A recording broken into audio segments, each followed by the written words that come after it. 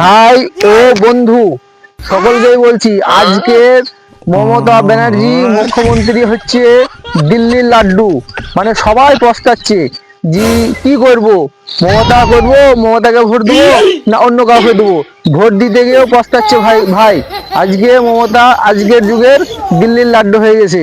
তা সকল বন্ধুটাকে বলছি যে আপনারা ভাবনা চিন্তা করে দেখেন, পয়সাই হচ্ছে সবকিছু। মমতা আজকে দিচ্ছে 1500, কালকে যদি অন্য বিপক্ষের পার্টি যদি 3000 দেয়, তো সব মমতার যত দিদি আছে সব কিন্তু আবার চলে যাবে সেই দিকে 3000-এ, 1500 দেওয়া থাকবে না নাকি? তো আপনারা কি বলছেন?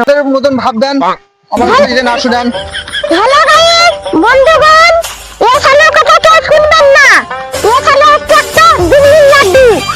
এখানে আমাকে ভাগ দিবে কি দিবে না আমি কিছু বুঝতে পারছি না।